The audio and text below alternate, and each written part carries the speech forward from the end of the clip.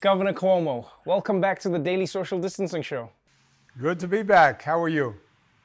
I'm doing a lot better now, and I think a lot of New York is as well. It has been a trying time. The last time you were on the show, we were going through one of the most, chaotic periods that most New Yorkers have ever seen, figuring out how to fight the coronavirus. I think the question I have for you is, how are you doing? And from your perspective, how is New York doing? I'm doing much better than I was doing. I think we're all doing better than we were doing. And look, it was frightening. There's no other word besides that. You know, we were right up on the edge. I think we were closer to the edge, Trevor, than a lot of people realized. New Yorkers, God bless them, went from the highest infection rate in the United States to the lowest. And that was all New Yorkers. That was all social action. You want to talk about social action, that was it. And we're much smarter for it. And we now do more testing than any state in the United States. And we are looking at this, Trevor, on a micro level that, frankly, no other state is analyzing this situation. We're tracking this virus on like a neighborhood level now and attacking it on a neighborhood level to make sure that we stay ahead of it. Well, let's talk a little bit about that because, we have seen throughout the country that any part of the government that seems to be fighting to prevent the spread of COVID-19 invariably clashes up against some people or some communities who feel like their rights are being infringed upon. You're currently in a dispute with the Orthodox Jewish community in New York, where some of them have said, we can't go to our church services, we can't, practice our religion, and we feel like we're being targeted by the state. Now, I know you've disagreed with that, but what exactly is going on there? And as a leader, how do you convince people that you're trying to do something for their good, even if they feel like they don't want to do it for themselves? No, you're exactly right, Trevor. That is the question. And by the way, that's been the question from day one. And it's become the political divide from day one. That's, I'll wear a mask, I won't wear a mask, right? The mask has become the symbol of that. There's a school of thought that says this is not the problem you make it out to be. I'm not worried. I'm not going to succumb to this. And I don't want government telling me what I can do or telling me what I can't do, right? There's a very real school of thought there. The alternative school is this is real. It can kill you.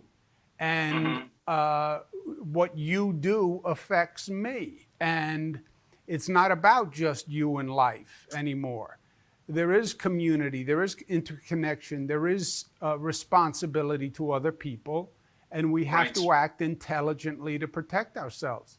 I now have a situation, a specific, where when you do this, all the testing, we can test, we can target down to literally the block level where the cases are coming from. And we have identified several small communities, and there happens to be an ultra-Orthodox Jewish community that has not been following the rules for cultural reasons, religious reasons, and they have like 5 times the infection rate that the state has.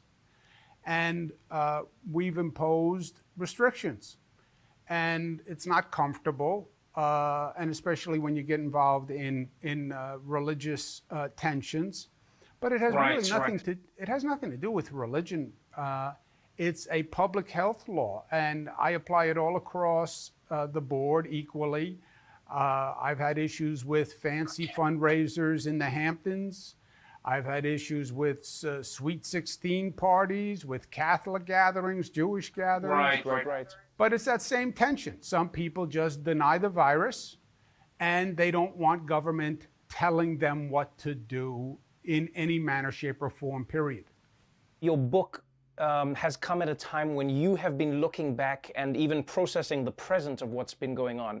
You led people, and people appreciated your tone and your tenor. People appreciated your being vulnerable with them, your being forthcoming with them. But there are some people who would say, oh, but Governor Cuomo, is this the time to celebrate with a book? How do you see the book, and what are you trying to achieve? I see the book as a caution sign. I think, Trevor, we're at halftime at best in this game. And I'm trying to say, let's look at the first half and let's look at what happened, because we have to play a whole second half. And we scrambled in the first half. We didn't win, but we didn't lose either, right? But we have a whole second half. The fall is coming. They told us the fall was coming. They said the infection rate was going to go up in the fall. This virus is not done with us. And this attitude of complacency or the fatigue, COVID fatigue. I'm tired of dealing with the virus. The virus isn't tired of dealing with you, and it's alive and it's well and it's spreading. And more than anything, Trevor, inform yourself. You know who's going to keep you safe? You're going to keep yourself safe. You have all this political noise, all this political chaos. Just know the facts, get the information so you can keep yourself safe. And that's what the book is trying to do. It's trying to spur a factual conversation about how we get through this. As Governor Cuomo, one thing people always loved about you and still love about you is that you go, the buck stops with me and I'm a leader. Some people feel like in the book, it seems like you are telling us about the problems that this happened at nursing homes, this happens at hospitals, this happened here, but it didn't feel like the buck was stopping with you. Now, when you look at that as a leader and you go, we've got another wave coming up, things might get worse. What are some of the things you do differently? What are some of the mistakes that you acknowledge where you say, we're gonna do this a lot better next time? For me, I say hold me responsible. Nobody holds me more responsible than I hold myself. It doesn't matter, how distanced I am from it. I believe when you sit in the seat, you're responsible, and I take total responsibility. And a big part of that book is about this is what happened. Let's learn from it. When I look at that game tape and I see how the game progressed, I go through every play of how I could have done it differently. In the very beginning, the federal government said that they were in charge of testing and they were doing the testing and it was taking a long time. I should have said, forget it. I don't care what you say. The state should have started the testing earlier. We got ambushed by the virus. We had no idea that it was coming from Europe. It had been coming from Europe for 3 months. And everybody missed it. But that put New York in the hole. They kept calling it the China virus. It wasn't the China virus. It was the Italy virus and the France virus and the Spain virus. It came here from Europe. They said there was no such thing as asymptomatic spread. They said that you only spread it when you had symptoms. You had a cough, you had a sneeze, etc. That was all wrong. It turned out that you could spread it even without symptoms. And that's how it got into nursing homes. The staff were walking into the nursing homes in February and March, no symptoms, but they were carrying the virus. And nobody. But how do you respond? You're a compassionate person. That's who you are as Governor Cuomo. When you talk to families who say, but Governor Cuomo, why did you force nursing homes to take these people in? How do you speak to them? How do you console them whilst also reconciling with your actions based on the information that you had or didn't have? Yeah, it's a good question. And you're right. Part of it is you can only deal with the facts that you had at that time. They told me that I was informed by all the experts that you had to have symptoms, and that's. They were wrong, but I based it on incorrect information. The unfortunate thing is, Trevor, there's then a heavy dose of politics that is injected into this. The states that happen to have the highest number of COVID cases happen to be Democratic states. So you have this whole Republican disinformation campaign. We never forced anyone into a nursing home. We never forced a nursing home to accept anyone. That is just not a fact. And yes, there are a lot of... Well, the order, I mean, look, we are now in a moment of respite. So going forward, are there ways to clarify the messaging? Because the nursing homes thought they did have to take the people, and so that is a tough place to be in. Yeah, and the truth is, look, we're still losing people in nursing homes. Part of it is never going to change because this virus preys on the weak and the old. and we Right. still lose people in nursing homes. We now have the strictest guidelines in the country. All staff members for a nursing home get tested once per week, and nobody else tests every worker once a week.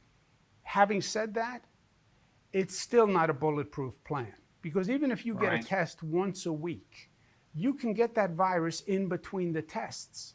And you can show up for work the next day, no symptoms, you don't feel anything, and you can bring that virus into the nursing home. It is an imperfect, whatever we do is going to be imperfect.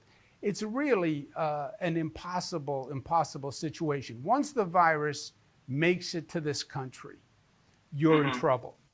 And that's one of the lessons that I focus on.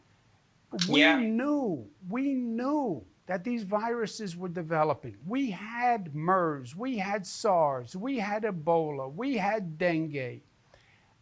We knew these viruses, what they call zootropic viruses, from animals to human beings. We knew they were coming out of wet markets in China. That's been happening for 20 years. How did we let our guard down as a nation, where we just let it happen again? We had no notice. All these agencies that are supposed to be international global health watchdogs, but once that virus is in your house, once it's in your Right. country, it's virtually impossible to stop the infection. Now more than ever, New Yorkers are going to be looking to you to say, Governor, what is the plan going into the winter? What is the plan going into the time when the numbers might go up again? And I know as a New Yorker, I've been hearing a lot of people concerned because, maybe Mayor de Blasio says one thing and then you say a different thing. For clarity's sake, what is the plan going forward? And what do you think New Yorkers need to focus on, considering COVID fatigue and all of these issues that we're dealing with? Yeah. On the first point, it's important that people get clear information and they know who to listen to. And look, politics, a lot of people have a lot of different opinions. COVID, a lot of people have a lot of different opinions. And you have mayors who say one thing, county executives who say one thing. There's a lot of politicians in New York. First point is the state is in charge. You can have an opinion, Trevor, about what should open, what should not open, but frankly, it's irrelevant. The state makes the law and the state makes the policy, and that's the way it is. The law says we make the policy for the entire state. Going forward, the fall, we do have to be very careful. Our infection rate statewide is very low, still one of the lowest, thank God, about 1%. We are doing this obsessive testing that gets us into these neighborhood clusters, and we then attack these neighborhood clusters like firefighters stamping out embers. And that's what we're doing in some of the ultra-Orthodox communities, fundraisers in the Hamptons, bars, restaurants, etc. One bad situation, one bad party can create 30 or 40 cases, right? Wow. That's going to continue. And then we have to move to the next stage, which is the vaccine. This is not over until there's a vaccine. We did a letter to President Trump. I'm head of something called I'm the chairman of the National Governors Association. Right. Vaccine, first you have to develop the vaccine, then Americans have to believe it's safe, and then you have to administer it. And how do you administer 20 million vaccinations in this state? Who's going to do that? How long does it take? This is a massive logistical exercise that we have never done. And I want to know now from the White House, who is going to do what on this vaccination program? And what is the federal role? What is the state role? And let's talk this through and let's understand it, and let's not have the same chaos that we had in the beginning. Before I let you go, and I appreciate your time today, on a personal level again, I just wanted to touch base with you as a human being. I last remember you being single, and now the weather's changing, which means it's going to be a lot harder to go out for a date because you can't be inside with strangers. Have you taken the time to just at least, have a socially distant meal with anybody just in life Did you take the time? I know you were very busy, so I just wonder as a person if you've taken the time to do that for yourself. Trevor, on a human level, on a social level, nobody wants to have dinner with me. I have no offers. The only people Well, you know I have... what? You get us through the second or third wave, and I'm telling you, a lot of those offers will come rolling in. Governor Cuomo, thank you so much again for your time. Thank you, Trevor. Thank you. I really appreciate you. Thank you very much.